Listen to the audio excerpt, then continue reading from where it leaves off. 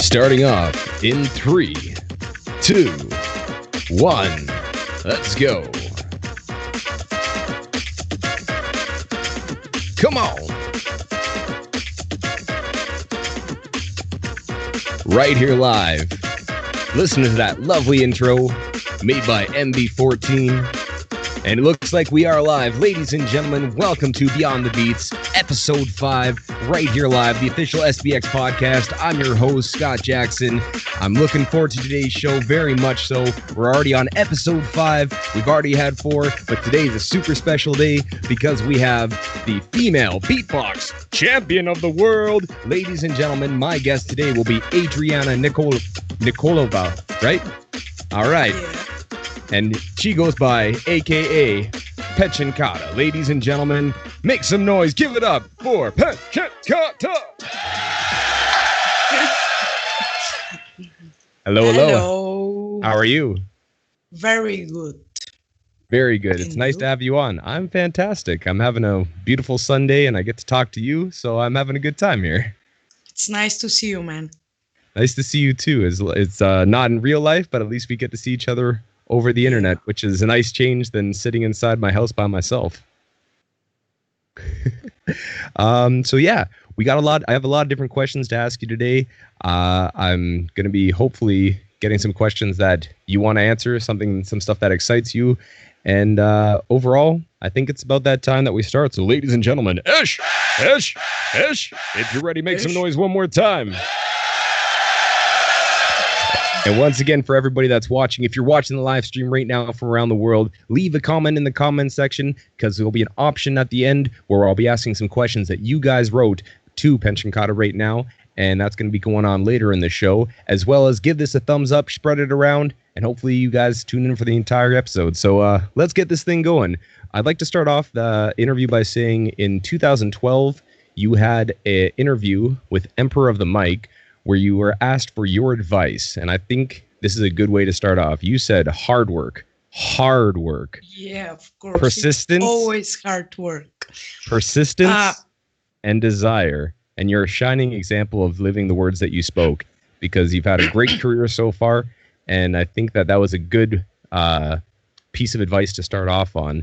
So I want to go and ask what I ask at the beginning of most interviews. I want to go and say, I want to know how you got into it because, again, from that interview on Emperor of the Mic 2012, you said that you started beatboxing in 2008 around when your friend Sprite showed you beatboxing, and then you looked up Beardy Man, and you were just like, whoa, what is this? And you just got hooked on it from there.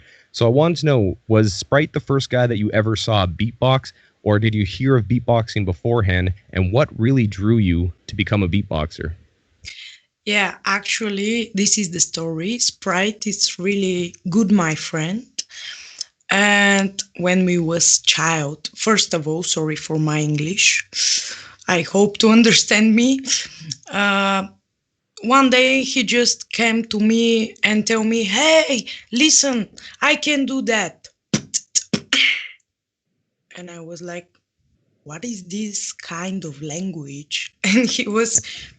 this is beatbox. And I was like, what is beatbox? Then, of course, I checked in YouTube and I saw Birdie Man. I think you know his show 10 Minutes with blue cap, Michael Jackson and something, right? So I was really impressed. And actually from this time, I never stopped to do beatbox. So since 2008 is when you started because he showed you. And after Beardy Man and seeing that and being like, whoa, how did you start learning? Were you practicing by yourself or were there people around that you could practice with in your area? Yes, actually, I start to learn by myself. I watch all videos in YouTube. I download and then slow and try to learn every sound because 2008, actually, I didn't know for Skiller. Of course, after that, I I meet him. But you know, tight lessons, tutorials. But it was really hard for me because I try to learn really fast, but it was hard. Now I can say maybe for the new beatboxers it's more easy because there have so many tutorials, so many videos, so many everything, and maybe it's more easy, but actually and more complicated because too much information. You know, when you have too much information, you can choose the right, you want to try everything. And that's why I think my time was really right time to learn beatbox. And what it was so good, man. It was so good times. I agree. And when people start beatboxing now, there's just so many different videos, so many different tutorials on every sound, and people just want to learn everything. So it's hard for them to focus on being like, I really need to get a good kick bass, like a bass drum. I really need to get a good hi-hat. I need to get those foundation sounds down, because it's just like lip rolls. Oh, now I need to go do the duck sound. Now I need to go and have the scratch, and now I have to go and do this thing. So I think you're right 100% that the timing that you came in, there was limited resources, but you got to go and really focus in on just repetitive and redoing it and making sure that your sounds were strong to move forward in. But did you you said that when you started beatboxing, you used to play a game, Yes. right? So I was gonna say, during this time, did you were there many beatboxers around your area? Because you said Sprite was your good friend, but were there other beatboxers, or was it just the two of you practicing together? No. And Actually, we never practiced together because he was really shy, man. Sorry if he watched that. He was really shy, and maybe 2 years he didn't want to do beatbox in our company. You know what I mean? yes, And 2008, when I know about beatboxing, I start to train really hard. And 2009, 25 of June, was my first battle, Bulgarian national battle. Actually, this is long story, but I think we have time. So 2009 was the 150 participants in Bulgarian championship, and there was three rounds. First round was online, like wild cards. So 151 plus me, all men's, only me was girl, do these wild cards. Then I say to myself, no, I can't pass this. So many guys, so good guys. But second round stay 32 people. And after 2 months, I saw my name in this list, 32. And I was in the 32, top 32. And then we need to go on the capital in Bulgaria, because then I didn't live in the capital. And we need to do battles. And then third round was the final, top 16, actually. Big stage on Sofia, capital of Bulgaria, with more than 5,000 people. And when I go to the second round, I say to myself, no, maybe I will not pass. But actually, I train really hard. And then I go do battle with Victor. You don't know this guy, but he's really old stuff guy. And then the judge say, I'm going to top 16 on the big finals in Bulgarian national championship. And I was like, wow. The good things about the Bulgarian championship was that we have more than 6 mounts for these 3 rounds, first, second, and the final round. And I train more. I train like 2 mounts more, and then was the final. And I going to the final, 15 boys and me. And then I again says to me, actually it was really good because my judge for the first time was Eclipse, DubFX, Razel, Below, and Red One. Really good judge. And I can remember Razel have really good show with 10,000 roses, something like that. But he didn't do it because the previous day, Michael Jackson died. Actually, 25th of June. We was 26th of June, 2008, 9. 2009, Yeah. And I going to the stage. My first battle was with Shorty, Bulgarian beatboxer, and I say, okay, maybe I will didn't pass, but I try my best. Always, I try my best. Then I do some Bulgarian rhythms, and I know Razel was really exciting of that, and I won the first battle, so going to the top 8. Then I was with Busto, and I have every round. I always have my rounds. I never freestyle. And actually, 2009, I became 3rd place in Bulgarian championship, and that was my first title, 3rd place. And then I say to me, okay, I need to practice really, really hard because I want to be the best. Then 2010, I take 2nd place on Bulgarian championship, always with men. I always compete with men before the world championship. And below,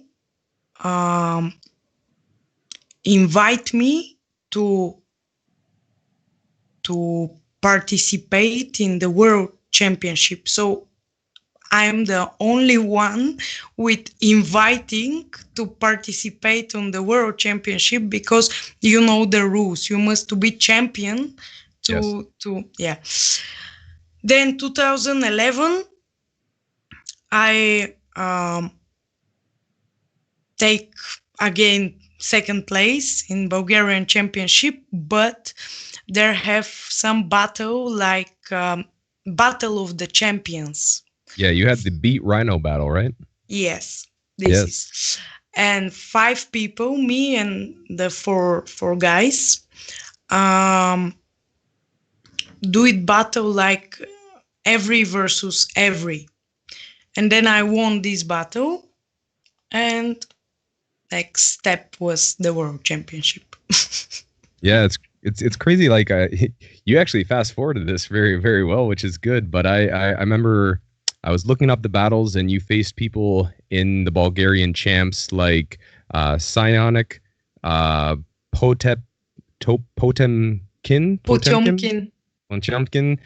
Dynamic, C Beats, and you ended up with Busto, but you got to go and face them again at the Beat to Rhino battle, where they had Litos as a judge and Babili as a judge, and you ended up winning that battle and winning that trophy. So how did it feel to go from trying for the national championships for 3 years in a row, where you went 3rd, 2nd, to going into the Champions Battle 2011 before you went to the Worlds and ended up winning that battle against all the champions? How did that feel?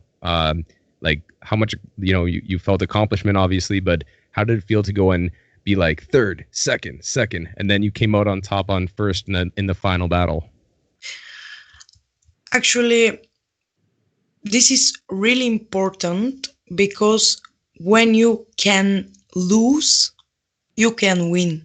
If you okay, expect Saro because he always won. He never lose. But for me, it's really important to know how to lose because this make you really strong, and for me makes me really motivate to train more and more and more, and won. It was really really good to won Battle of Rhino because I didn't expect that. And it was it's that old saying of if you fall, get up and try again. If you don't succeed at first, just try again. Of So course, of course. and I see that in a lot of people that come and they might lose a battle because they're young, or they might try for something and they don't succeed right away, but they come back stronger, come back stronger, come back stronger. So that's the case with you. And it was good to see because I watched the battles. I found them on YouTube, the Beat Rhino battles. Found some of them that were up, and it was you've always had such an aggressive style on stage, and you bring that confidence and that aggressiveness. And I was going to say, is that something that you watched someone else do, or is that your own style of just being upfront in the moment and trying to go and have that that change, that face-to-face style battle? Actually, it's my feeling because as um I say, I always compete with men. And I know the men are so strong, so motivated, something like that. And I say to me, okay, you must to be strong. You need to beat these guys because you train, you work really hard. And that's why the reason when I battle, I'm so strong psychology. For me, this is really psychology because so many beatboxers haven't psychology. They're always like, okay, you attack me, okay, I stay, and that's why the reason I'm a little bit aggressive, but I never be aggressive out of the stage. I'm always, I'm always really good friend with everybody. Um, but when you're on the stage, when you have battle, you're on the war. You need to win that, and that's why the reason I'm aggressive. But after that, I hugged. I have, yeah, man, congratulations, something like that.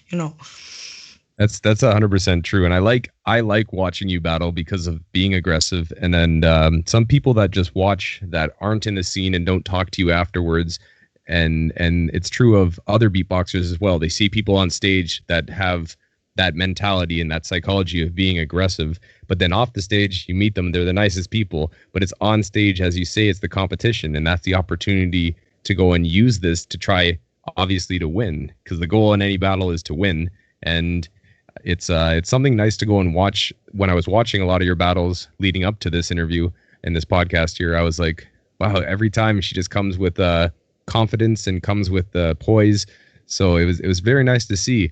And I was going to ask, during those years of 2000, 2009, 2010, 2011, at the Bulgarian championships and in the Rhino battle, did you meet any other female beatboxers at all during that time, or were you the only girl there in that whole room every single time? No, I was only girl. Yeah, but I think this really helped me for the world championship because uh, I I learned to battle with men's, and we all know that men's level it's much better than the girls, and I didn't like that, but it's true. I don't know why. Maybe girls didn't want to practice so hard. They just care about different stuff like makeup and girl stuff. But I think the girls um, can be the same level like the boys, but they need to practice. They need to work hard. It's And sorry, yeah. sorry. No, No, no. it's that is Well, I mean, that must have been a big change though, because you went from your battles. Because again, 2008 is when you started, and you were already in third place 2009 in your home country of Bulgaria at the national championships, and then you went second, and you ended up winning the Rhino battle with all the champions. So your progression was so fast, and the way that you learned was so fast. And how much different was it when you went to the World Championships? Because 2012, for those of you guys that don't know, but I'm just saying, for 2012, you went to the World Championships and you ended up winning the entire battle. You became the world female beatbox champion, beating people like Sarah, MC Beats, and Flashbox in the finals, and you won the World Championship. How much different was that battle experience for you to battle females as comparatively to battling men beforehand? actually there have no difference. When I battle, I focused uh, for my performance because, like I say, I always know what I do. I always have routines. Each second, I know which sound I can do. And for me, it's not important who stay versus me. I didn't care, really. I just focused by myself and try to do my best. Mm. This is the reason. And do you know? Maybe you have it in your question, but uh, when I battled 2017 or 18, I didn't remember the beatbox camp. Yes, you Uh, battled Japanese, or excuse me, Chinese champion Jiangze, and then yes. you battled Collapse So afterward as well. that was my first battle 5 years ago, first battle. And before to go on the stage, I was like, whoa, man, I didn't battle 5 years. Maybe I forgot how to battle. Whoa, it's so, and I was really, I have so strange feeling. And then Kenny Urban say, PE4ENKATA, and I was going on the stage, take the microphone, and I was in this mood. Okay, let's go, let's do battle. So I never forgot this feeling. It was really really good feeling because I, I thinking I'm forgot how to battle, but this is inside you. Yes, you could see that too, because you ended up winning that battle, and then you end up against Collapse, who's just amazing. So that's a hard battle for anybody as well. And after the World Champs too, you went and you in 2011 you tried out for Emperor of Mike, and you didn't make it. But then 2012 you ended up making it, and you beat 2H in a battle, and you ended up losing to Beastie, but got at third place. And then the Yeah. following year, you battled my Canadian friend and brother Korean Effects, and you ended up not winning that battle. But how was that experience of going from being the world female champion and then jumping directly into such a high caliber battle of the Emperor of the Mic? Actually, it's really honor for me because to battle with these really good beatboxers, it was so how to say in English. It was cool for me also because I learned so many stuff, so many new stuff when I'm battling. You know, for me, the best school for beatboxing, it's these events. You develop so much when you talk with the other beatboxers, when you have conversation and something like that, you know. And what I what I say, it really good, really good school actually to battle with better beatboxers. I never be sad when I lose. No, I always be like, if I won, I don't know what I do when I won. I'm going to party and drink some beer and something like that. But when I lose, I'm going to my room and say, okay, you need to be better next time. You need to practice more. And this is really motivate me. When I lose, I'm more motivated to train. That's a good mindset to have, because then after the fact of losing, you come back much stronger for the next battle, for the next battle, for the next battle. And I was going to say too, do you think that if there was a mixed battle, so both male and females at the World Champs in 2012, do you think you would have made it into the top 16, and how do you think you Yes. would have done? How do you think you would have done it in that battle? I think I was in top 16. But now I can't. And now any girl can do that. No, nobody can. No girl. Any girls can compete now with the men because the level it's really, really, really hard. But 2012, I think maybe I have chance to do it on the top 16. The top 16. And yeah, do you know why? Because sorry for that, but 2012, every beatboxer have own styles. Even I close my eyes and I listen, I know who is that. This is Babeli, this is Alem, this is Killer, this is Darren, this is this is Code Jackson, this is Corinne FX. Now I can't do that.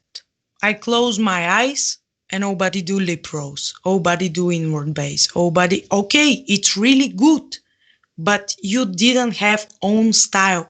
I can remember when Jin do his wildcard 2016, I think, or for the GBB. Yes. I was like, wow, this man have really good original style. And he won actually because of that. And I miss that. I miss the original styles of all beatboxer. I know now it's different because there are so many beatboxers, but I still think every beatboxer can have own style. Just need to find. I 100% agree with you. It's I did the same thing actually. It's funny when you close your eyes and you're listening to somebody, and before it was pretty not easy, but you'd be like, oh, that's definitely this person. Oh, that's this person's style. And now I think it's also when going back to when you said you were learning, where there's only so many things to learn from. Now when people start learning beatboxing, they have so much to learn from, and they do what we did of being like, okay, I got to learn this, then this, then this, and this, and this, and they're learning everything, but it's hard to be somewhat original. So I want to actually speak about when you started beatboxing yourself. Before that, I see that you play piano, you play saxophone, you play accordion, you're an opera singer, you've trained musically. So I want to know, where did you learn your music from? Where did you study? And how did you having this knowledge before beatboxing, how does that affect you moving forward? How did it affect your beatbox style, knowing music, and where did you learn it from? Yeah, I start to play piano actually lately. I start 8 years. I was 8 years, and this is late for the piano players. If you know what I mean, they start 3 or 4 years, like a little child. But my parents are musicians, both of them, and they never say me, you must to make music, you need to play piano or something like that. We have piano in our home, and when I was 8 years, I just say in the piano and try to play something. And my mom came to me and asked me, "Do you want to play?" And I was, "Yeah, of course, I want to play." And she was like, "Are you sure? Because it's really hard and you need to train so hard to be good in the piano."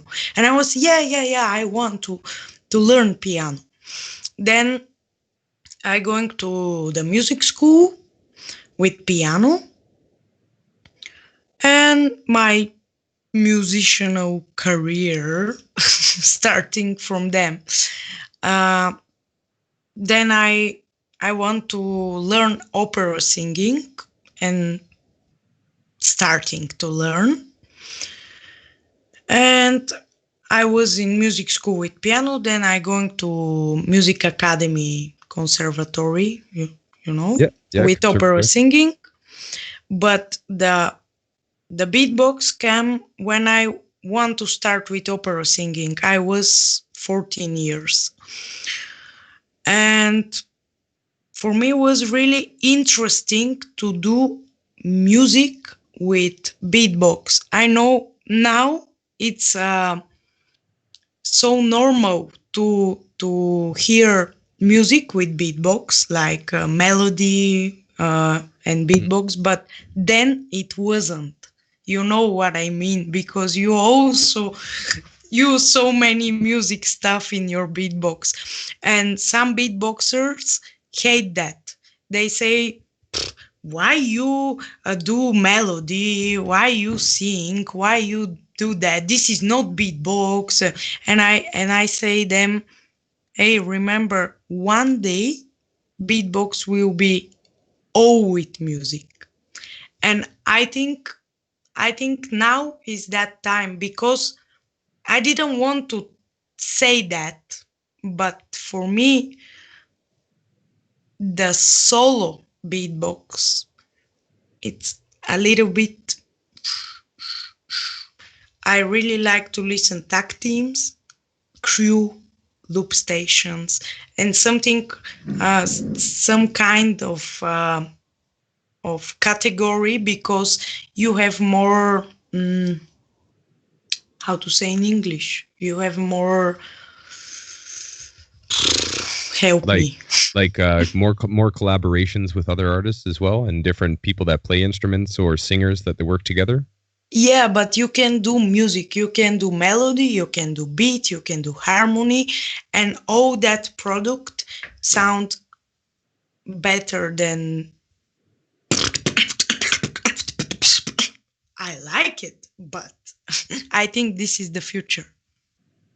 It's something that you're seeing more and more of with people that are pushing the boundaries, such as Gene and Tom Thumb and Sorrow and all and MB14 and all these people that are working with loop stations, and also people that are making full albums. Like Almit just put out an album, Small Room, that's amazing. People are starting to put out albums and make tracks as a beatboxer that features beatboxing in it, but it is not exclusively kind of put in that hole of just being like, okay, how fast can you go? How many? What's your technique? Like they can focus on making pieces of music.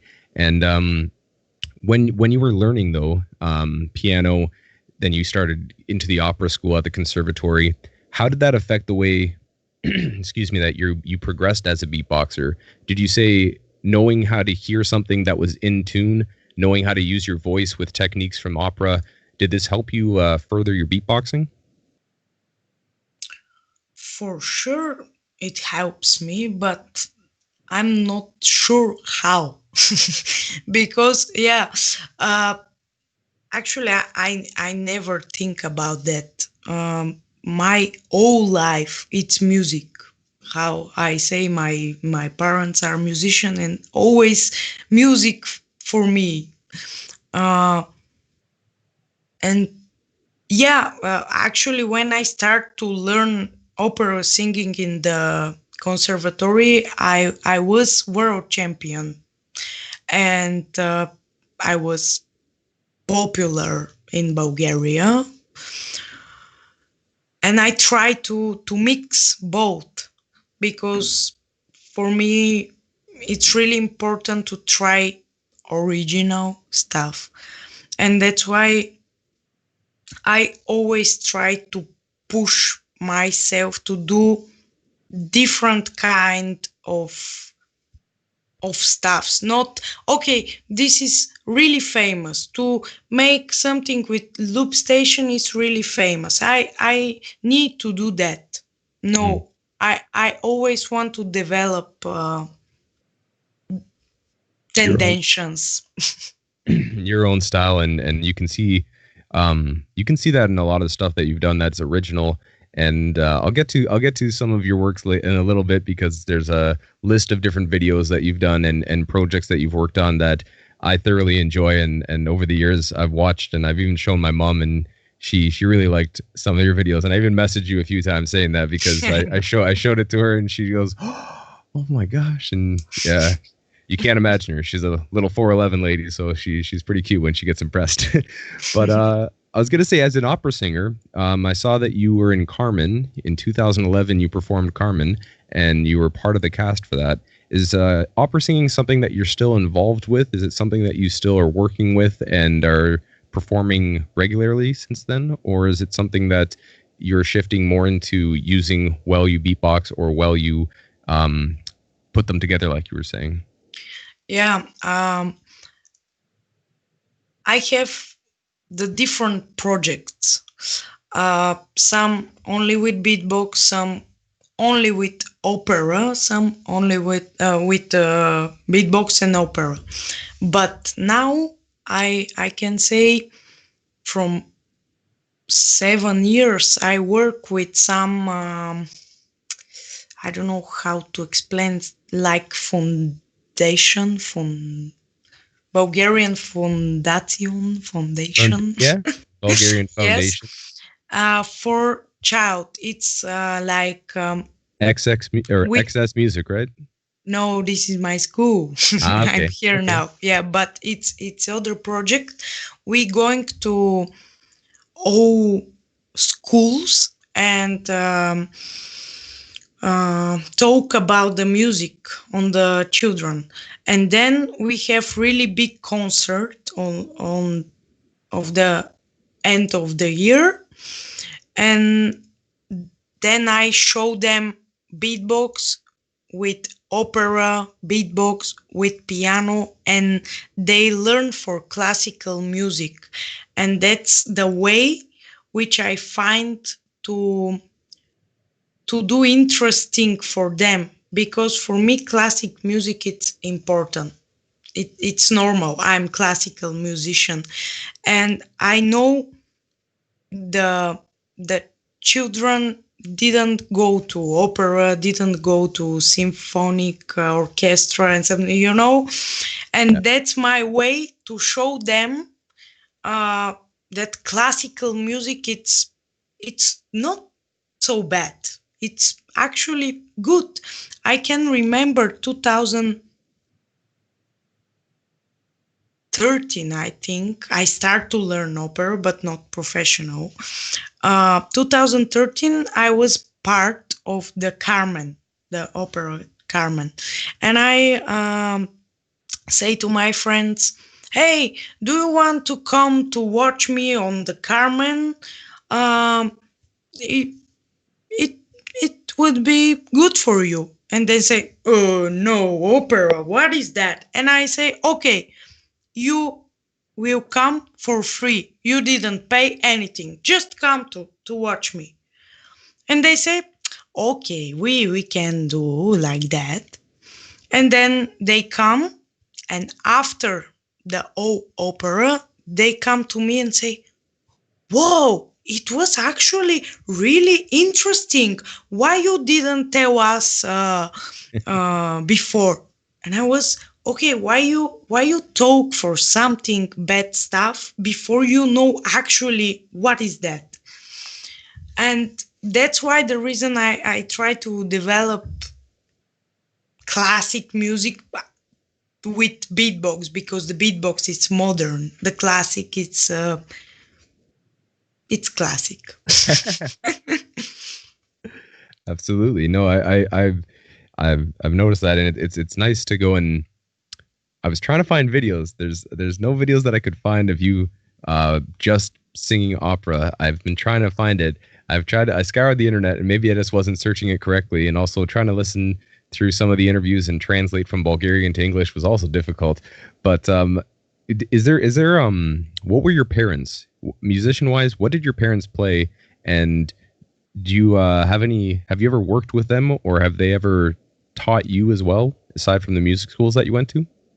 I never work with my parents, but my mom is piano player, um, also opera singer, and I don't know how to say in English, like when you Conductor.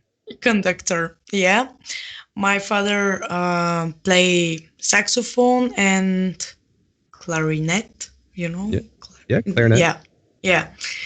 Uh, they help me always.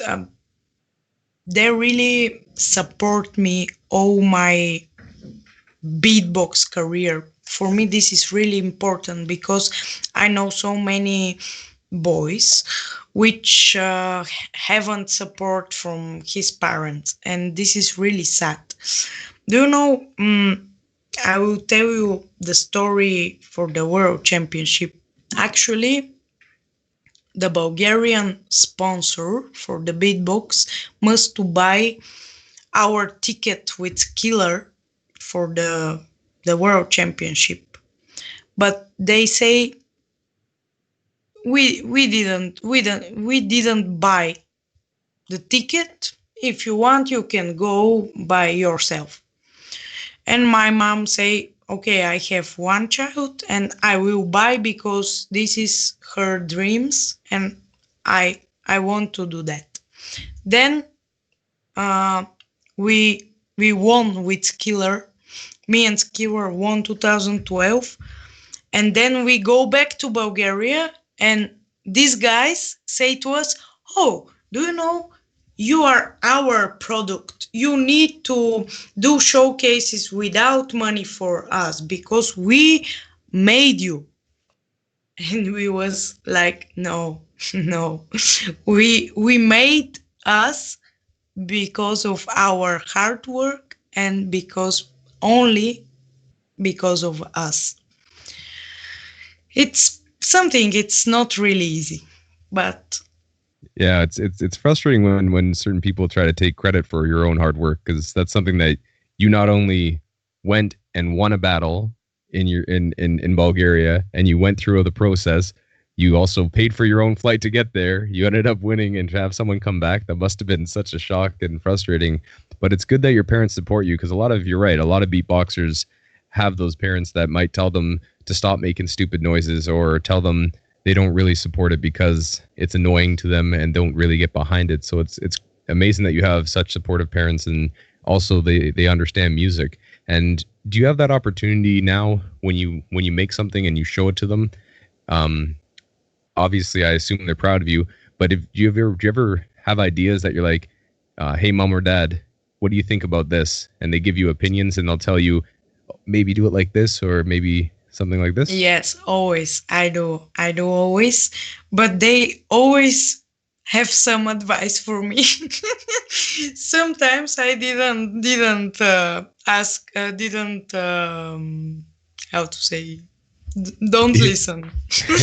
Didn't listen, but sometimes actually they really help me. I can remember, my song Petar, Plet, Plete. Yes, of course. And Fabulous. rather, this is traditional Bulgarian folklore. It's Bulgarian folklore. And my mom, I I won third place 2009 because of that. And she always say me, you need to do something with that. This is really originally. Nobody can do that. And I was like, oh, mom, stop. Why? Why I can do that? It's stupid. But I listened to her and tried to do something, and it succeeded. Yeah. That was 2016 with Desislava. Desislava. Yes. Desislava, and you smashed that with an RC 505. You had the traditional dress on. It was shot in the mountains. And did you ever hear the hard dance remix that Bill X made of it by chance? Yes. Actually, the next my next song of me, he mix and mastering. We write and start to work together. That's awesome. That was because I was so used to your version. When I heard that other version, because it popped up, I was like, "What is this?" And I heard it. He did a good job, and I'm like, "That's a different feel." But that video specifically has always been one that stood out for me. For you, that was really original. You had your voice in it. Obviously, you worked with another artist, and it was all around just a very well done piece. Where did you film that, by the way? Was that countryside or? The story of the video is really strange because I published in December, and then 6 months later I have like 50,000 views. It's not much. And one day I just going with my friend to have dinner together, and she told me, "Hey, do you know, today so many people shared your video with Desi." And I was like, "Where?" And she was like, "In Facebook." And I going to check this and see one group, I don't know, just Facebook group, share our video. And share before 1 hour, and for 1 hour have 300,000 Yeah. views. And I was like, whoa, this is impossible. How for 1 hour so much views? But then we dinner, and after 3 hours I was so wow. And check again, then after more 3 hours there have 3 million views for 3 hours. And I was like, wow, how it's possible to do that. Then this song was famous. And actually I'm on the music how to say, on the school, music books on the school in Bulgaria. Oh, yes, they learn for that. Wow. Yes. That's amazing. That's Yeah, amazing. And again, if you guys haven't watched the video, definitely go check it out. It's it's amazing, to be very, very short-worded about it, because it's always blew me away, honestly. And I've listened to that. It was nice to go and prepping for this. I got to go and listen to it in the background while I was typing, so it was nice to go and revisit that song. And you did a very good job on that. And a question I had also, since your parents were both musicians, and you said you got into it around 8, you started playing piano, then you started pursuing beatbox and opera singing. Did you ever have any other jobs aside from being a musician? Were there any other jobs or things that you had to do, or whatever it was? Or was it just an artist straight off? No, always be artist. I never work, actually. I never work. My hobby, it's my profession. So this is the best thing in your life, I think. I fully agree with you. It's to be able to make a living doing what you love it's perfect, because you wake up every day with the ambition to get better, and you think about it and you take it seriously, and you're not forced into doing something that is repetitive or just feels like it's draining you, because you can always try something different with it. And being your own artist as well, you can go and take it in so many different ways. And that's something that you've done with a lot of different projects, and a video that just came out today actually on Swiss Beatbox. Let me see here. You started working with Vesko Eschkenazy. Yes, Eschkenazy. Eschkenazy. Yes, and the video that came out today was the Indilla Touring dans la Vide. The vidi? Tourner dans le vide. Oh, sorry. I speak English, but the rest of the language has kind of come very hard to me. But you started working with him. The first video that I found with you and him was in 2013 when you did Libertango. And you had a video that it came out where it was just the audio, and then you shot a video with him where you were cooking or baking, and then how did you start working with him specifically? Because you've had that track with him, then you did a track called Civ Nuaz, and it was an elegant song where you were dressed up very fancy, and you were in the red dress and doing your thing. And then this next video that just came out on SBX today as well, where it was the split screen where both of you were working together and you were on the loop station. So how did you start working with him as a project? It's really fun story because actually he's a really popular musician, like really, really popular. And I was 17 child. I won the world championship, and then 1 week after that I meet him. My manager actually meet us because I need to go on some tour in Bulgaria, and he also be in this tour. And I going to him and say him, hey, do want to do something together? He's 25 years old than me, and he was really like, okay, maybe I need to think about that. And I was, we can do so good stuff, man. Let's go. Let's do that. And actually, we after this story, we became really good friends, and we do the Liber Tango, which have really good success in Bulgaria. And that's our story. I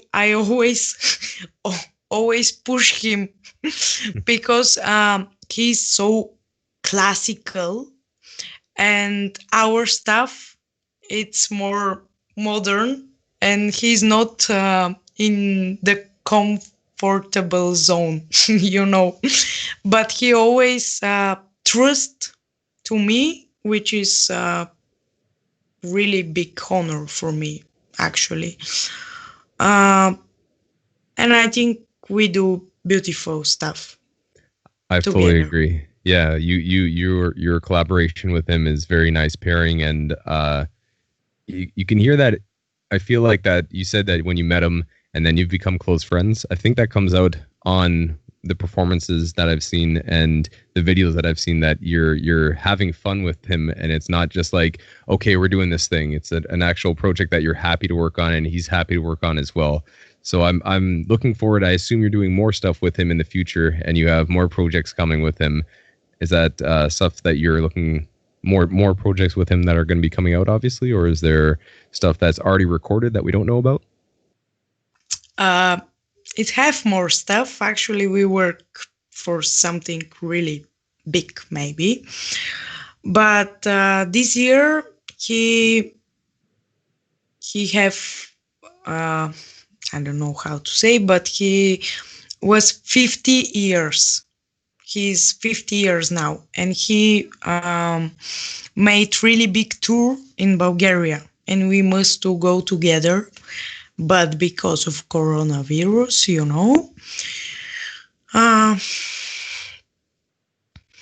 and I'm really sad about that because it was really big tour, but no matter.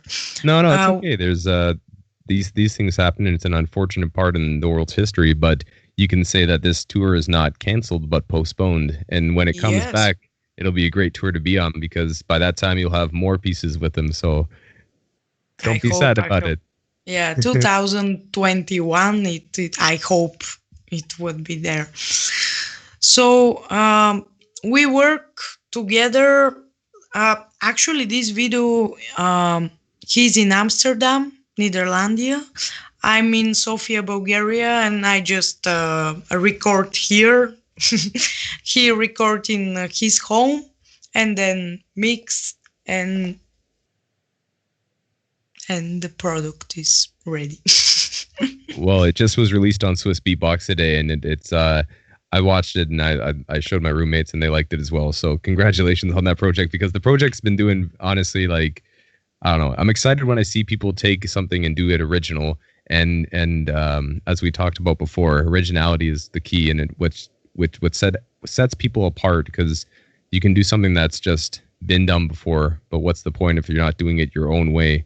And you can take a sound even from any beatbox sound, and as long as you do it your style, it'll be like, whoa, and people are going to be wanting to follow that trend and make it, maybe take your idea and change it up for their own as well. So it's nice to see that you're pursuing that. I got a quick question though. During Libertango, was that you really dancing? Are you also a in the closet super good dancer?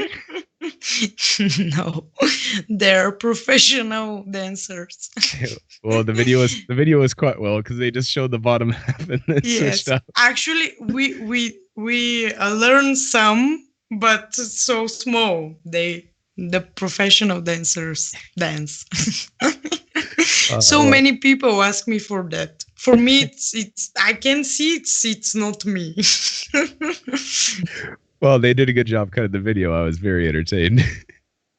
I want to ask you more about your actual your solo projects that you've done, because 2000 what was it? Your first video that I found on YouTube was one that you released called Beatbox Female, and that was 9 years ago. And then you followed up with collaborations with Sprite, and you did a video with Skiller, and you got one actually with Reaps One, and it was in the dark as examples. So when you first start putting out your beatboxing and showing people your beatboxing, not just on battles and stuff, but putting out that first video where you said beatbox female, what was the reaction that you got from the public when they comments and people watching it? It got good views, but what was your reaction at the time when you first put it out? So many hate. Yeah, because nobody didn't know for beatbox in Bulgaria 2008, 9, 10, before 2012. And actually, they really hate beatbox. I can remember when I was in school, I always do beatbox when we have rest, between the Between lessons. classes. Yes, between classes. And everybody was like, what is that sound, man? Why you do that? One of my teacher, after I won, came to me and say me, I think you're going crazy with that sound, but now I can understand. And I was like, okay, why you didn't ask me before you think I'm crazy? But yeah, actually, the beatbox was really hating before. Now, everybody love beatbox. I don't know why. I know why, because it's new. Every new stuff Yes. first it's hate. Most times met with resistance and people don't accept what it is, but you pushed forward from that 2000, I think it was 2011 video that you put out where you said beatbox female, and you didn't get the most kind reception and people weren't liking it as much when you first did it. But then 2012, after winning the world champs, you came back and you released on the Music Space TV. You released your first single in Bulgaria called This Beat.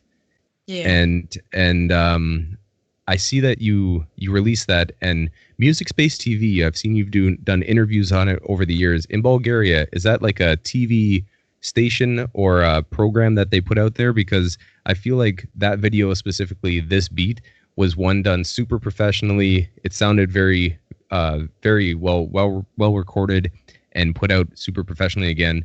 And is that kind of a breakout point in Bulgaria for you when you came back after winning the world champs and putting that video out?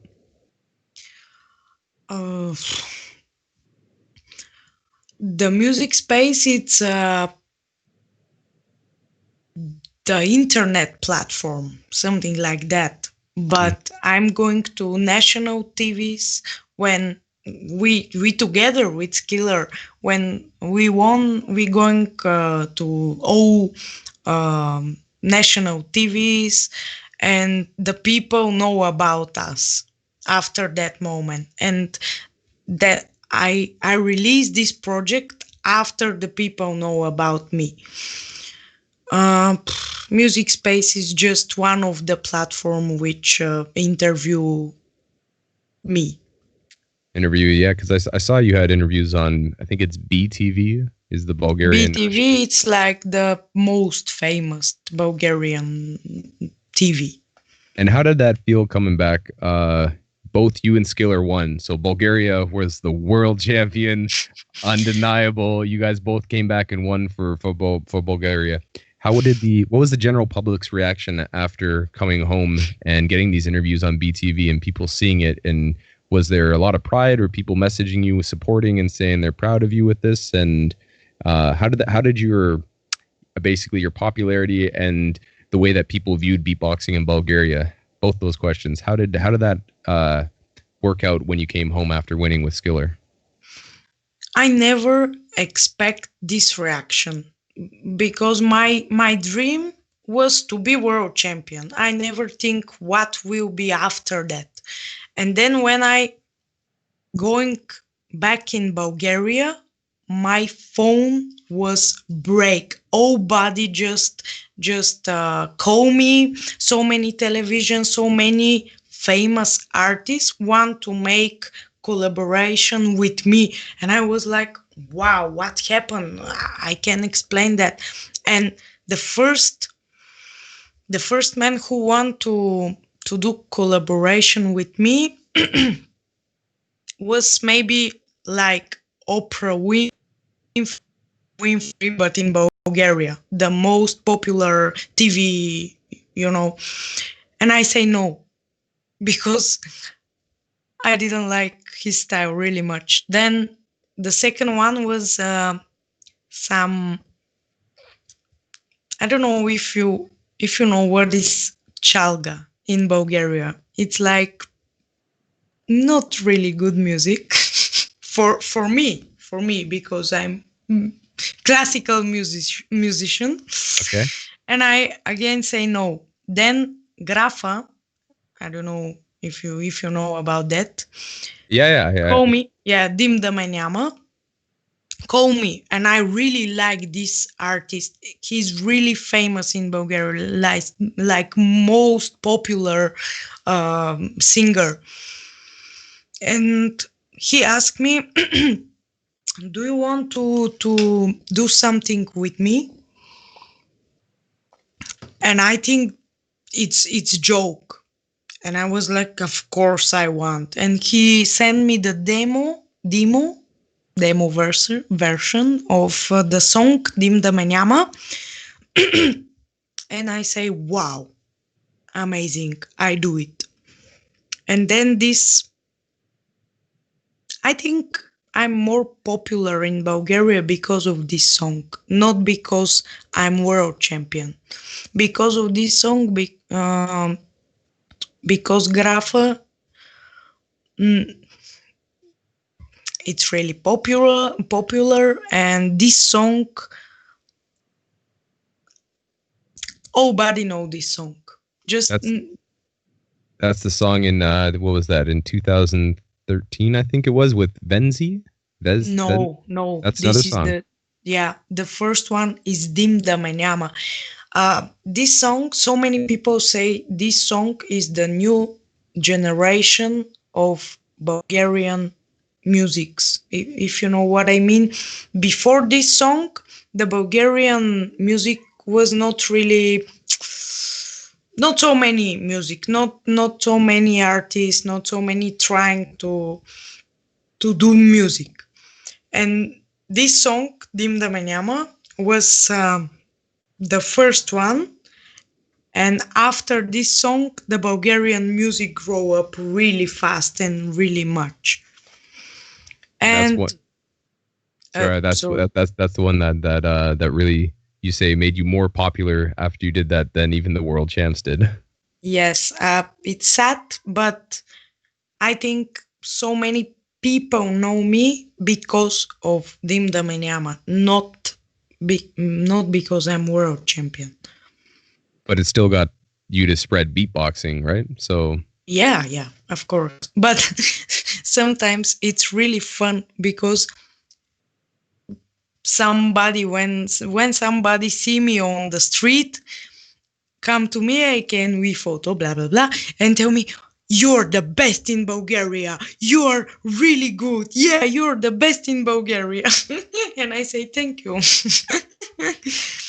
it's always nice when someone comes up, recognizes you, and basically sings your praises for the work that you've done. So that's it's again come back from a world championship, doing this song that really blows up, and getting the opportunities to go and spread your music and beatboxing and into your home country as well. And then you continued on your YouTube channel and putting out videos. You did This Is My Game in 2013. It had like 420,000 views or something like that. And then you did Trap Game, again, another just solo beatbox that was, again, getting more reaction and more people watching it. And then after you did Petar Plete, sorry, I'm getting it. Petar Plete. This is a tongue twister for a Canadian. After that song, you did another one called, where was it there? In 2018, you did one called Rada, I think, and that was based off of both Bulgarian folk songs, Vercharai Rado and Večere Rado. And then I'm messing this up, but then and Chichovite Konye, and that was from composer Philip Kutev. And where did that video where you had in snow and I really like the way that you have those videos done professionally, the way that they're shot and locations. So are those all done in Bulgaria? And how did you find what made you have the idea of doing it in such an outdoor way where you had the snow and then you doing it in a studio, and then the other one where you had it in the mountains and stuff? Like, whose ideas were those rather to go and shoot them there? This song has really short story because I was on holiday for 2 days. I was not rest about 6 months, and I was really tired because of the performance event, something like that. And I say to me, okay, I need to rest 2 days. And then I going on the mountain, and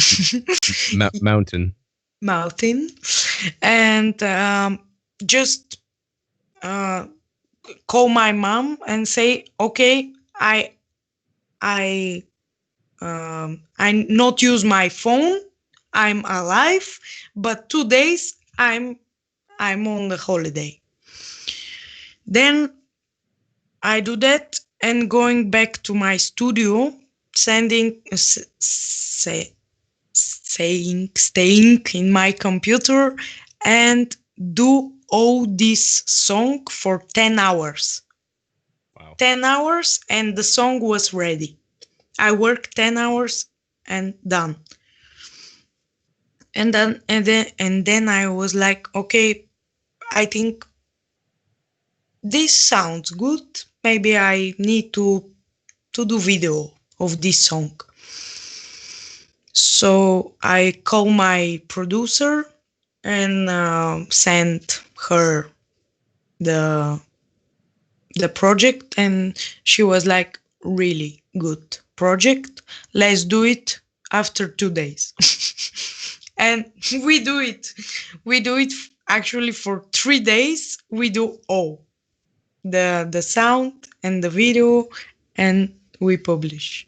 Publish. Yeah. No, you again, I've thoroughly enjoyed all the works that you put out, and I really hope that people watch the new video that came out and also check out the videos that are out there as well, because you have a long list of just great work that I've seen so far. And another one in 2016, you did My Love as a song, and that song I found interesting because the focus was more on you singing and the beatbox you can barely hear, I think, if it's in the background and it's part of the rhythm.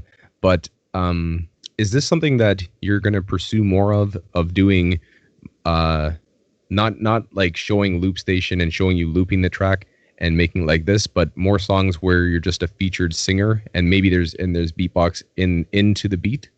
Is this something that's coming to your mind?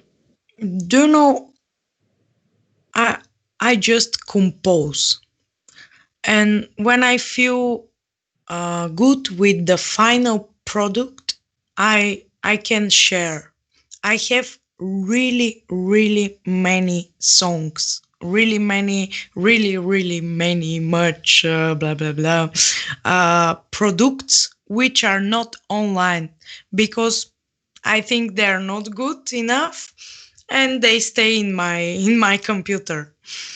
But I do this kind of stuff because I love it. I didn't care for, okay, maybe it will sound better if I say I don't do that because I want to have views. I want to people like me. I want to blah blah blah.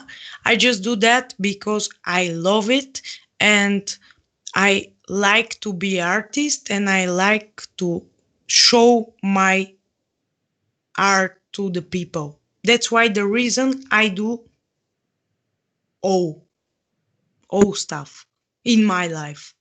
It's nice that you say this, because I feel like certain people, people do as they want. People can do anything they want, obviously, because that's their choice as people, right? But I see some people are trying to jump on trends and trying to do the newest, like every single song that's new. They're trying to do every single cover, or they're trying to do, just videos on different platforms that are not necessarily artistic, not necessarily true to what they do, but they're just doing it to do something. When I talked to Tom Thumb in the last episode, one of the last episodes rather, he was saying the same thing of just having so much stuff that he's worked on, and he's just like, nah, it's not good enough. And he almost didn't put out his album because he was like, it might not be so good. And he showed it to Sorrow, and Sorrow was like, yes, you got to go and put this out because people want to hear it. And it ends up being ratchet face and just being amazing, right? So it's good though, because you having that quality control of yourself and pushing it until you're happy about it has put out a good list of stuff so far, and you continuously push that and push that and push that and refine it. And you've had a bunch of different collaborations as well that you've worked with, and I found you did something called Strange Love with Petya Dankova. Yeah. And that was kind of an interesting one that I saw. And then you did another one called You Have Another in 2016 with Chris and Wellen. Chris Evelyn. Yeah. I saw that track as well. Yeah, Chris Evelyn actually are really good my friends, and we study together in the music academy. And they just asked me, do you want to help us with our career?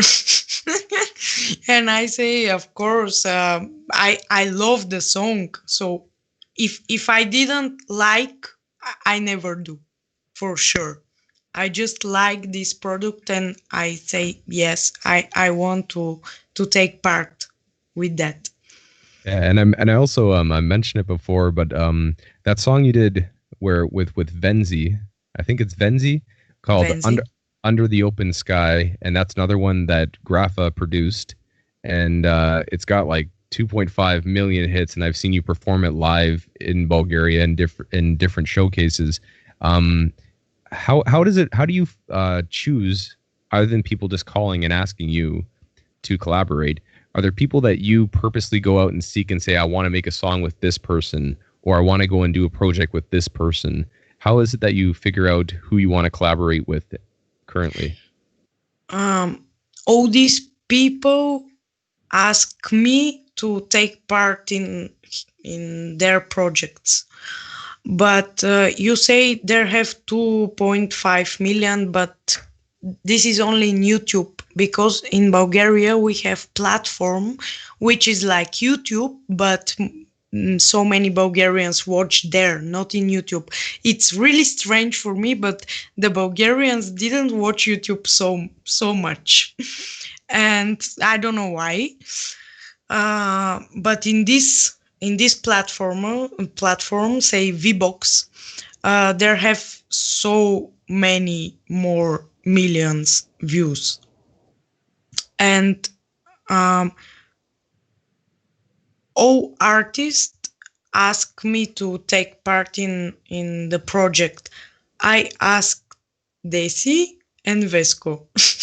This is mine project. And is there someone currently that that's out in Bulgaria specifically that you'd like to work with? Is there an artist that you've heard that's on the radio or heard that you're just like, I'd really like to work with that person in the future and make a song with them? I didn't understand very well. Oh, sorry. I mean, are there artists in Bulgaria specifically that you want to work with? So a singer, a rapper, is there someone that you're going to try to reach out to and you want to work with them? Oh, for now, no.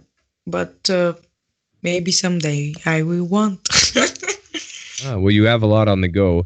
And that brings me to my next question that I had for you was ex-Stoich? Stovani? Stoichu Stoyanov. Ex-Stoichu Stoyanov. Yes, excuse me. I'll have to brush up my Bulgarian. Come on, Scott. Come on, I gotta listen to it. But you've done a lot of work with him, and you've been doing stuff with him. Like one of the first ones I saw was Davaj Dapim in 2014, where you were singing over a beatbox tune with him, and then you've done Back to the Roots, where it was just you beatboxing, him playing guitar in an underpass. Nardis, where you were beatboxing with him as well.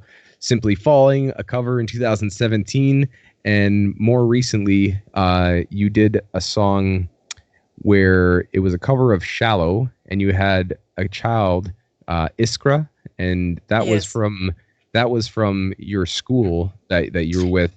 Yeah. And so that's no. I'm just trying to go and pose the question, but when did you meet ex-Stoich? When did you meet him and start working with him specifically? And then we'll get on to your school. But where did you meet him and start working with him? Because it was the guitar and the matching that you have with it. It seems that you work very well together with him.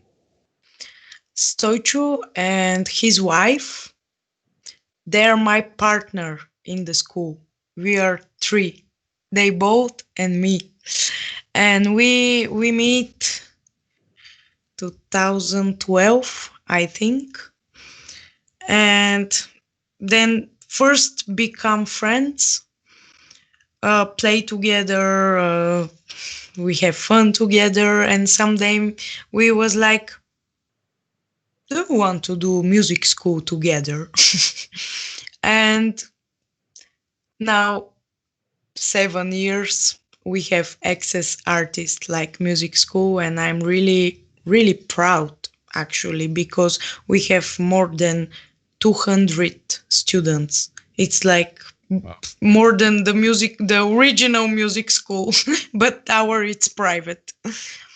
And we are first friend, then start to work together, and until now, and I hope forever. Well, you guys have put out a bunch of really good work. And the school that you opened, XS Artist School, in 2014 is when your website said that you guys opened. And I found the one quote that I really liked is, you say, School of Professional Training in Music with a modern world proven teaching methodology and a team of qualified professionals. But the part that I really liked is when you said the one main goal of the school is to develop in the talents a personal sense, individuality, and a creative attitude towards music. So why is it like that's such a good way of learning and teaching music, is to go and keep that individuality and making people really realize what they want to get out of it and put out to the world? And why is that so important to you to teach to the kids when you're teaching them at XS Artist School? Actually, this is like our logo, to develop the original stuff, not just show them some commercial stuff and something like that, blah blah blah. We really love to work with child, and not only child, because I have 5 years old students. I have an 47 years student. Yeah. Yeah. And actually, my students are really really old. Sorry if you watch that, but I have so old students. I have like 10 people which are more than 14. But when they come to me, they say me, when you give us new patterns, new kind of stuff, we just forget about the problems, about the child, work, wife, husband, something like that. And they say me, we just train, and after 1 hour, our brain it's more free, more relaxed. And I say, oh, it's good to know that. But I always say to my students, if you didn't want to do that, don't do that. You're free. I'm not your teacher in school. I didn't do it like that. If you didn't want to practice, go, move, bye. I don't want this kind of students, because this is my name. When they say I learn from PE4ENKATA, and they say it's bad for me, I want to be good teacher, and I hope I'm good teacher, and I think I'm good teacher, actually. Do you have are there students of yours, because since 2014, that's a good long time, as you said, about 7 years of teaching, and maybe you've taught before then, but you have your own school since 2014. Are there students that you see have progressed as a beatboxer, specifically as a beatboxer that are now battling in Bulgaria or battling elsewhere, that are doing very well? Yeah, I have many students which battling, but we do like our battles. It's not national. It's not something big, really big.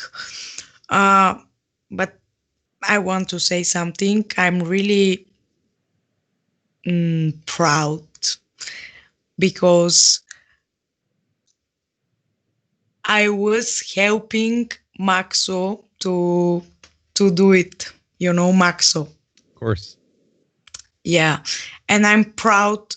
Of course, it's not only because the teacher, it's 90% from the students, because if you didn't work, I can help you. I can give you my sounds in your mouth. You need to find them. You need to clear your sound. You need to train. You need to practice. You need to develop everything. But I can help you more like explain some sounds, if you know, if you want to know how to do it, some routine, I think I'm good with the structure, the music structure, because I learn music, and I always try to teach, to have good structure, and to train with metronome, because this is really important for every musician, every beatboxer. And yeah, for me, the beatboxers are musicians now. I agree, and it's funny when you first start working with other instruments, essentially someone who's a guitarist, someone who's a violinist, someone who is a singer. And again, I'm going back to Tom Thumb's interview, but a podcast where he said he never realized how out of time he was until he worked with somebody else and realized, oh, I have to keep on this exact beat and there's no going off of it, because if I go off, that person's going to look at me and that person's going to look at me and we're all going to be off, right? So practicing to a metronome is definitely 100% some of the best advice you can go and give anybody that's a beatboxer and starting out. And it's nice to know as well that you worked with Maxo and he ended up being the champion now and he's really pushing it and doing well. So it's good that you're proud of that. So yeah, I hope you've I hope we have a couple more questions. I hope you have some more time, but I'm going to get into a little section that I call rapid fire questions. Okay? So rapid fire questions. I'm going to ask you a question and I want you just to go and give your answers as quick as you can with no thinking about it too much. Okay? Okay. So, ladies and gentlemen, watching live here, Beyond the Beat, episode 5, with PE4ENKATA. She's about to go and answer. Rapid fire. All right. First question. Who is your favorite solo beatboxer currently? LM. Who is your favorite looper? MB14. Who is your favorite tag team?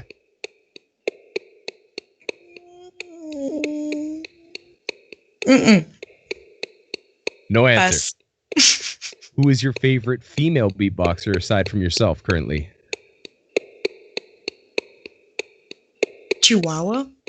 It's more good because she's really good. Who is your favorite person that you got to battle? Beastie. Ooh, good answer. What was your favorite event that you've been to? GBB. Who is your biggest beatbox inspiration? Birdie Man. What is your favorite beatbox microphone to use? Sure. Are pancakes one of your favorite foods or your favorite food? Pancakes. What are your favorite things to add to pancakes when you make them? Oh. I don't know. All right. Well, ladies and gentlemen, that was Rapid Fire. My friend Papuni. Is about to be asking you a few questions now, because I have a few questions from my friend Papuni. My friend Papuni. My friend Papuni. My friend Papuni. These are questions that he sent in to me and he wanted you to go and answer. So these are questions that he sent. Paponi's currently watching. Big shout outs to Swiss Beatboxes Paponi. So he wanted to know, how was the Bulgarian scene after you and Skiller won the world champs? What happened in the country, in your beatbox community specifically? How was the impact of you guys winning the champs coming back to Bulgaria? What happened in that scene? It's developed for sure. It's developed, but it's still 8 years later. Only me and Skiller have professional way with beatbox. Maybe it's normal because Bulgaria, it's small country. We are 7 millions and maybe 2 beatboxers are enough. But I think, the story of Bulgarian beatbox, it's a little bit sad. Because how I say we have really big sponsor before. And then after this sponsor didn't want to give money more, the beatbox scene was down. But I'm not sure if because of that. We did really big mistake, maybe 2012 or 13, when the judge decision was all wrong. This is really, really stupid, but I don't want to say the name of the judges. But he just gave all vote for the wrong people. And then the Bulgarian beatboxers, all old Bulgarian beatboxer, was really disappointed. And they say, wow, why we work so hard when some guy just didn't understand beatbox and he judge. And yeah, he really didn't understand beatbox because of the big sponsor. If he give money, so you can judge. Okay, but I don't understand that. If I judge the Master Chef, it's so stupid. I didn't understand. So that's why the reason maybe so many old beatboxers in Bulgaria just stopped to do beatbox, because they was really disappointed. But then so many new beatboxers come, but I still think we need to learn more. Maxo, Bass Bro are on really good level. I think really, really good level. But the other guys must to learn more and must to work more hard to succeed. Well, that's yeah, it's good. It's always nice to see your country peers just continuously push it and get better and better. So hopefully in the future, with your leadership at Skiller and Bass Bro and Maxo and you guys pushing the scene, hopefully the next generation of Bulgarian beatboxers will really, really push the envelope and bring it up for you once again. Another question from My friend Papuni. He wants to know, what is your advice to beatboxers to be more confident on stage? For me, it's all about maybe it's how many times you're going on stage. It help you for sure. I don't know how to say in English the words of experience. Experience. And how to say, I always feel comfortable on stage because I'm on the stage from so many years before beatboxing. And do you know, when I beatbox, I never have this discomfortable feeling. I really want to go on stage and do beatbox. I love beatbox and I want to do always. But when I sing opera, it's different. I can feel this this kind of stuff is in my stomach, you know. I'm a little bit okay. Now I need to be okay. It's my voice, okay. Something like that. I feel a little bit uncomfortable when I sing opera, but maybe because I don't know, because I didn't train much. Maybe, I don't know. So the advice you give to beatboxers how to be more confident is to practice more and get more time on stage. Yeah, maybe. I can't really give you advice because I never feel bad on the stage. Okay, when I was on my world championship, I feel not stressed. I didn't feel stressed. I feel like motivated to do my best. I just want to show all my best, and this makes me to look really comfortable on the stage. But I'm sorry for that. I can't give you advice because I never feel uncomfortable. That's definitely working in your favor for sure, to go and be able to be comfortable on stage and in control of that. Another question from My friend Papuni. My friend Papuni. He's got another question. He wants to know what currently challenges you and what are you working on right now, beatbox wise. What are you working on? Sounds? Are you working on new rhythms? Are you working on what is it that is new for you that you're trying to work on in the beatbox world? Yeah, I watch everything about beatbox, and I try to learn every new sound, not because I will use this sound, because I have school, and when somebody come to me and tell me, hey, explain me how to do lip roll, I need to know how to explain, and I need to know how to do, then I can explain.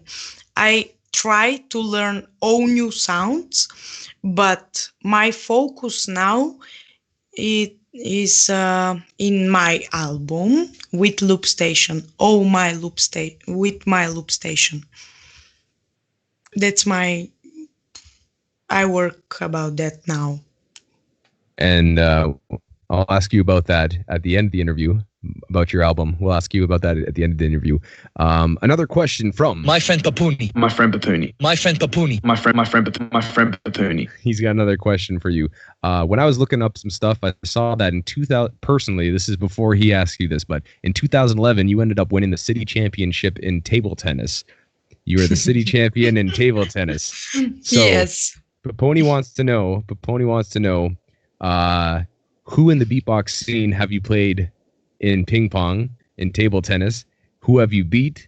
And also, is there anybody that you want to play in table tennis? I know that who was it's Madox good, or Andreas tell me somebody is really good, but I can remember who. But I can remember I played tennis table 2016, I think, on GBB, and fortunately I beat everybody.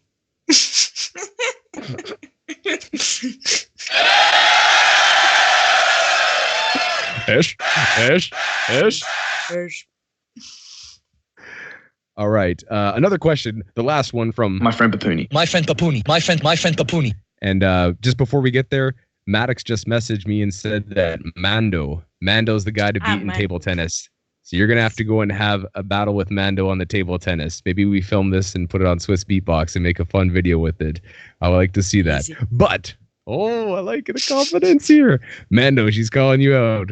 All right. The last question that I have from my friend Papuni. My friend Papuni. My friend Papuni. He wants to know, can you explain more about the Bulgarian rhythms? And can you show us the difference in between them and other rhythms? Can you give a few examples?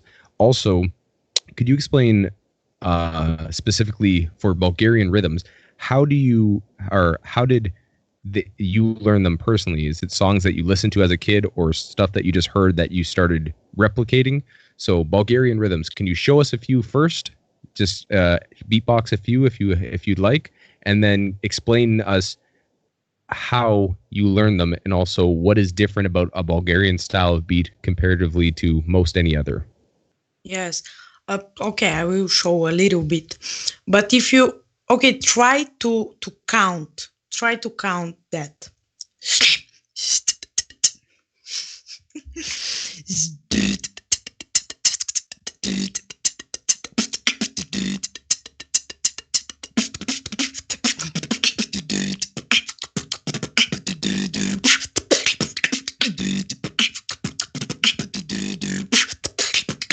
Petar, Plete.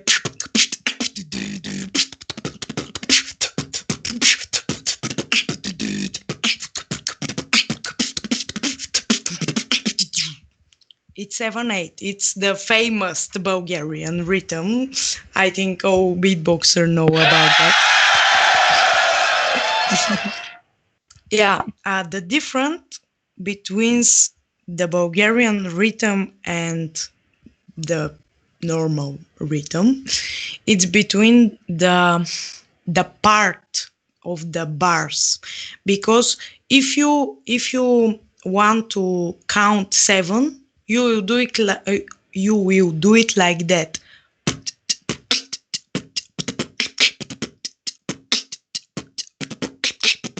1, 2, 3, 4, 5, 6, 7, right? So all parts of these 7 are how to say, like this in mathematic, plus, minus, and Okay. Equal. Yeah, equal. They are equal. Oh, but in the Bulgarian 7, 8, they are not equal. The first part is 1, 2. The second part is 1, 2. They're equal. But the third part, it's 1, 2, 3. And then you have 1, 2, 1, 2, 1, 2, 3, 1, 2, 1, 2, 1, 2, 3, 1, 2, 1, 2, 1, 2, 3, 1, 2, and you can feel it's like not really, how to explain. It's not like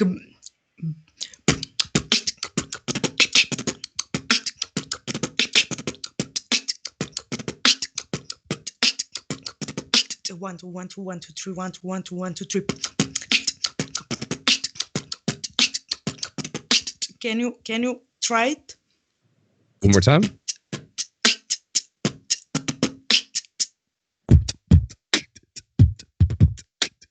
Up. You see, you want to find the quadrat, you know? Yes. Yes, but it's not like that. It's like, okay, try to do it like.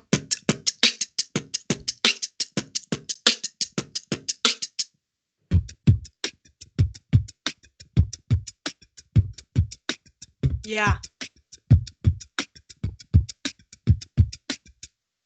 Yes, is that the difference between the quadrat and the other one? Because you have the third time it's 1, 2, 3. It's not only 1, 2, 1, 2, 1, 2, 3. When you have the other 7, you have 1, 2, 3, 4, 5, 6, 7, 1, 2, 3, 4, 5, 6, 7.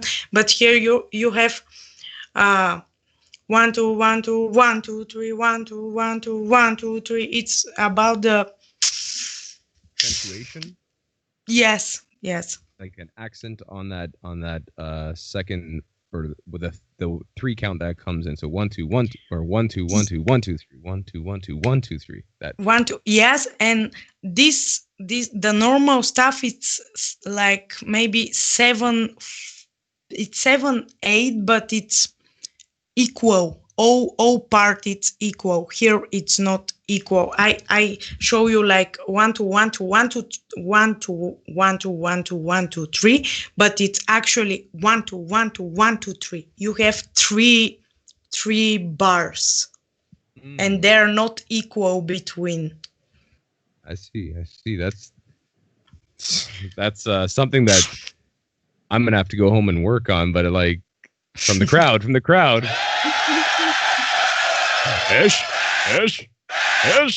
Ladies and gentlemen, once again, if you want to learn how to go and beatbox like this, you got to check out XS School and go and get some lessons from her. You'd have to fly to Bulgaria, but I mean, that was a free lesson that you get online here. So try to follow up at home and learn how to do 7/8 and do some Bulgarian counting. So thank you very much for the lesson, by the way. Thank you. That was questions from my good friend. My friend Papuni. My friend Papuni. My friend Papuni. My friend Papuni. So round of applause, ladies and gentlemen, for my good friend Papuni.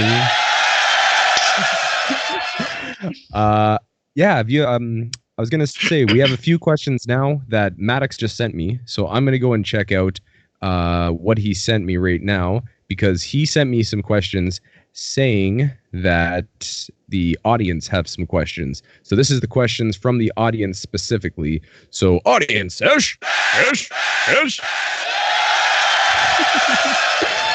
The first question from the audience that Madox sends in is, what was the best part of your beatboxing career so far?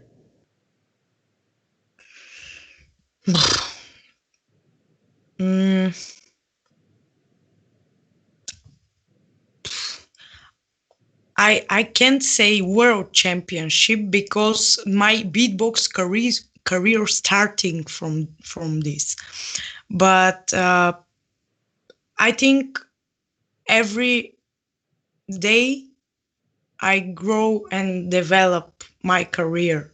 I'm happy that I never have problems with my career or something like that. I just always try to develop my career. I didn't think it have the best moment of my career. I think the best moment will be tomorrow and after tomorrow. And you know what I mean. The best is yet to come. Yes, yes. Well, I'm excited. Another question from the audience. The audience wants to know, and actually I was going to ask this as well, but I saw it being on the list that Madox sent me, so I hold it off for the audience. An audience question is, do you plan on battling again? And is there any battle that you want to be in? I thinking about that really much. But to be honest, when I was more young, when I was 14, 15, 16 years, I have really much time to practice. To be honest, now I haven't this time. I know this sounds you stupid. Actually, I every day do beatbox like 2 hours, but this is not enough for me. When I practice for the world championship, I do it every day, 10 hours beatbox. 10 hours. 2 hours, it's not enough for me. And if I battle again, I will want to be the best. So I need to work really hard and need to practice more time. But because of my school, because of my performance, because of my work now, I really didn't have this time. And I didn't want to go on the battles just because before so many years I was maybe good and something like that. You know, if I will compete again, I will be the best for me. And that's why the reason I stop battling, because I really didn't have enough time for myself for develop my beatbox. For me, maybe somebody think 2 hours is really much to train beatbox. No, man, it's not really much. It's nothing. I only do my mount to be okay 2 hours, and after 2 hours beatboxing, I start to do really good stuff. Actually, wow. If you know what I mean, you need sometimes, you know, when you beatbox, if you start on the earlier of the days, your lips are so slow. You must to train a little bit to have more comfortable. So you need 2 hours just to warm up before you actually practice new stuff. Yes. Wow. Thank you. No problem. I'm trying out here. And the last question that we have from the audience that I read from Madox sending it to me was, they want to know, how did you prepare routines? What goes into preparing a new routine for yourself? How do you come up with the idea, and how do you prepare it and train it? I always record. Always. When I think I have something new, I always take my phone and record, because if I don't record, I forgot for sure. And so when I record new ideas, like 10 new ideas, I just sit and listen and say, this sounds good. Maybe I can develop this, and start to try something. And that's my way to train. But sometimes just I hear something, do it, and I like it. And I say, oh, this is good. Record. And then I start to train so hard to think about how to do it with my other beats. With this beat, it's bad. With this beat, it's okay, but sound a little bit not in the right tempo. So, and then the normal stuff. But I sit and work about it. I didn't say again. I didn't do freestyle routines on the stage. I always know what I'm going to do. And it shows your the level of being prepared. I've seen you at performances, whether it's a judge showcase or showcases that you've done with. You've done an amazing job with Skiller. I've seen you had a bunch of showcases with him in 2013 and 2014, where you're on big productions in Bulgaria, and it was just so tight. And the way the transitions back and forth were working is just amazing to watch. So it's nice to see someone so prepared and always put on a good show. So one more time, that was questions from the audience. Thank you. Before we end this, I have one or two more questions at the very end, but are you prepared to do a beatbox for us and maybe show some skill for a little bit, if you'd be so kind, if you're ready, or do you feel okay, it's okay. All right. Ladies and gentlemen, I say the 3, y'all say the 2 and the 1. PE4ENKATA gonna go and show you what she does in 3. Beatbox.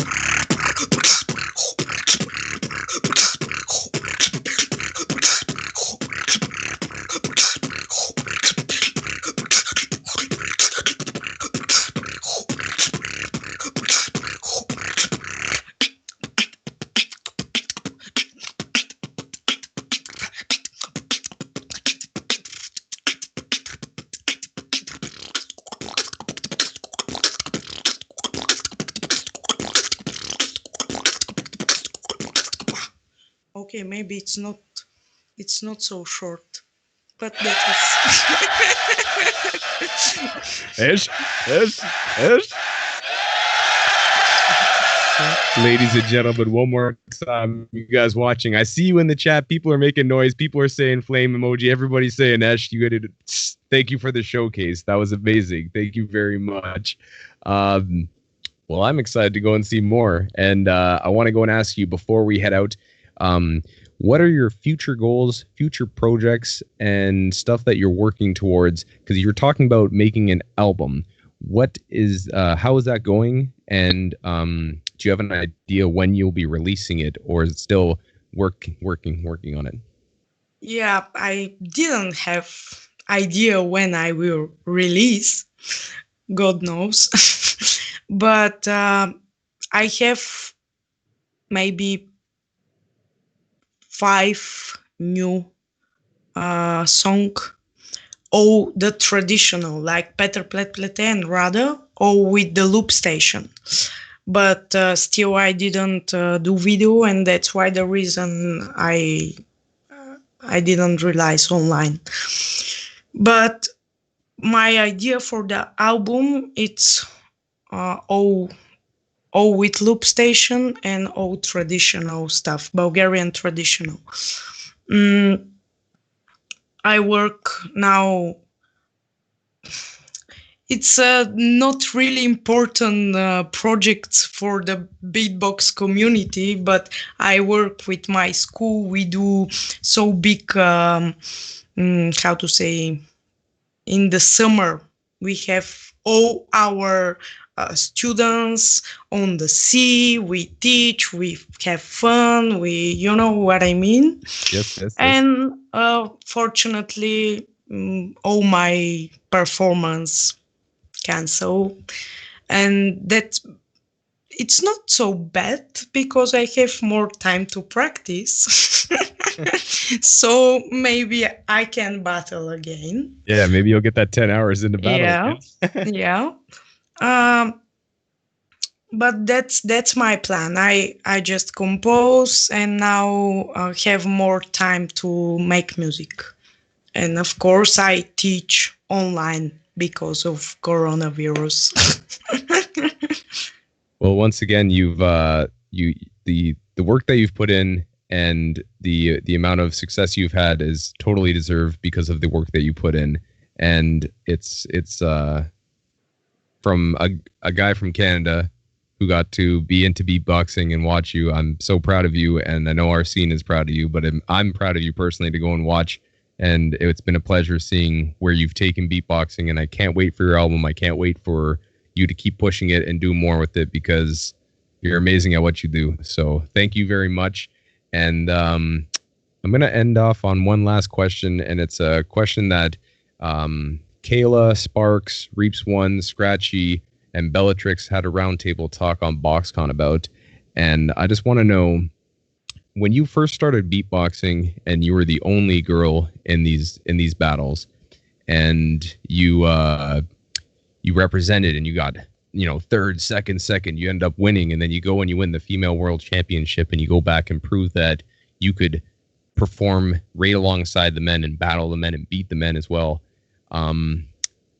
Have you seen the female scene grow and get bigger, and you've seen it large improvements to it?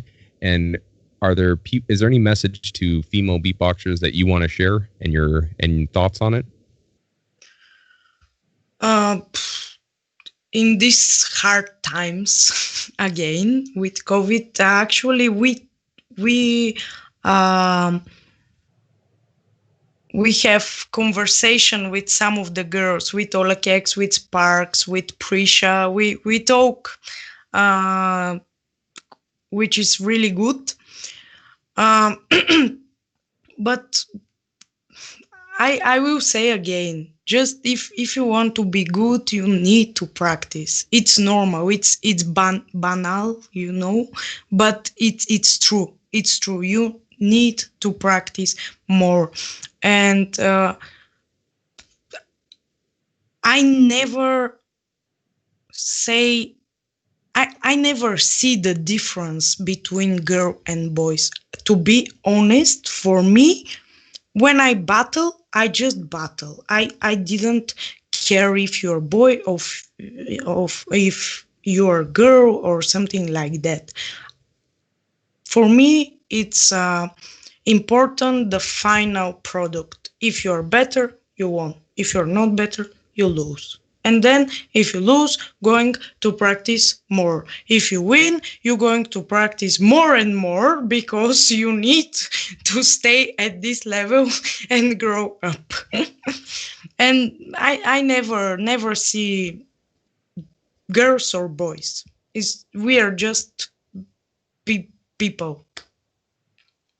100%. And it's, again, I think that you've proven that thoroughly, that there's the difference is up to the person. It's an individual practice, and how much effort you put into it will be matched to your success.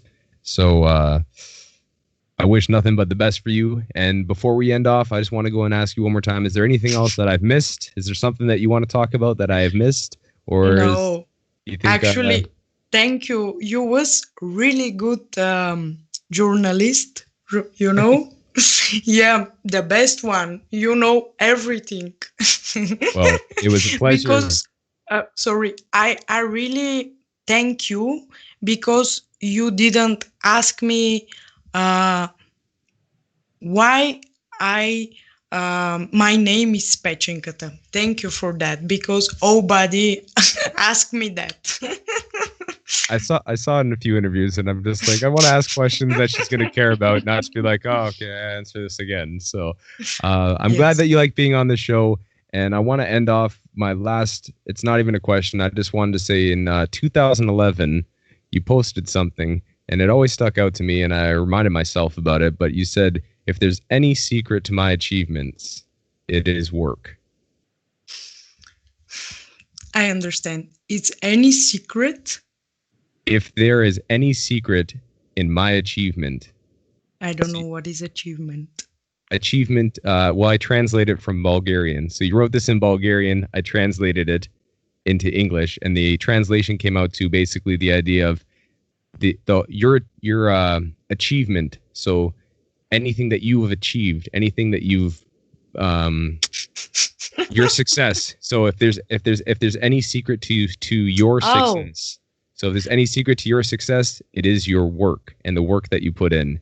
So it's just a quote that I found, and it's something that I think really speaks to your character, because you've pushed through and always pushing the bar and always doing very, very good work, and always, again, just you're amazing.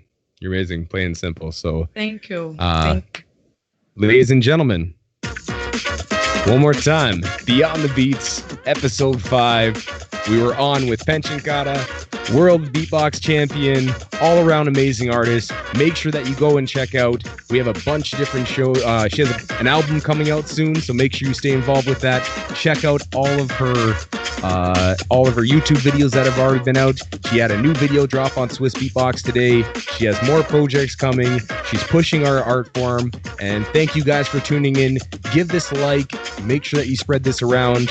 And once again, thank you for checking it out and finding what's happening beyond the beats. PE4ENKATA, thank you for being with us. And we're going to sign out like that. So, G's, 1, 2, 3, 4. One more time. And that's time. Jeez.